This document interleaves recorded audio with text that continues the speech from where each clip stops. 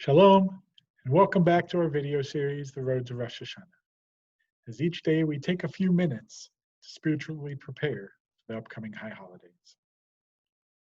Today I'd like to talk about one of the central prayers in our liturgy, not just on the high holidays, but every day of the year, the Shema. We all know it.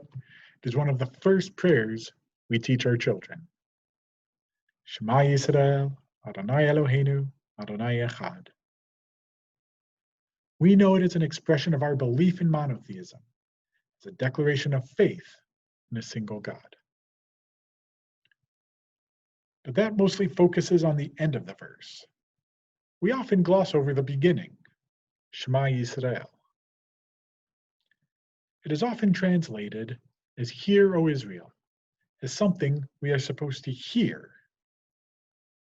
But the word Shema can just as easily be translated as listen. There's a distinct difference between hearing and listening. Hearing is a passive action. We hear the sound of rain on the windows, we hear someone knock at the door, we hear the phone ring. It involves something we can't help but do. But listening requires active presence.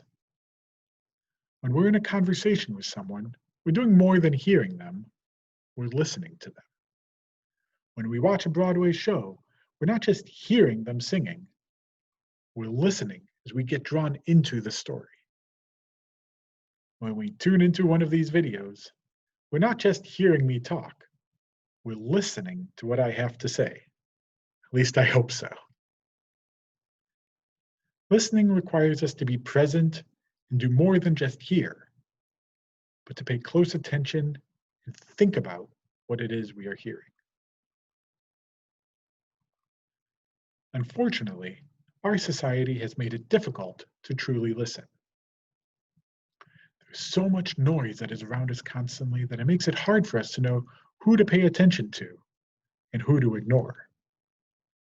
But there is a possible solution to this dilemma.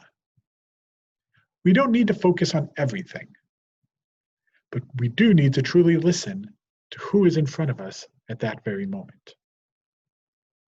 That means when we're on a phone call, we're not multitasking and doing something else, but we're really paying attention to what the person on the other end is saying. When we're talking to a friend, we're not thinking about how we're going to respond, but we're listening to what they are saying. That means when our spouse comes in and talks to us while we're watching TV, we stop watching and focus on the loved one in front of us. And yes, that means that when we're sitting with our family, we're not picking up our cell phones, though I am guilty of that too. It is hard to be present given the number of constant distractions around us these days.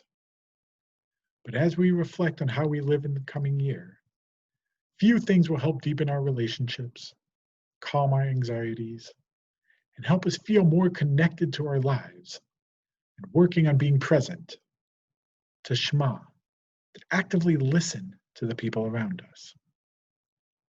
May we be able to work on this skill in the coming year and thereby lead a more present life. Thanks for joining us today. Hope you'll come back tomorrow for our next step in the road to Rosh Hashanah.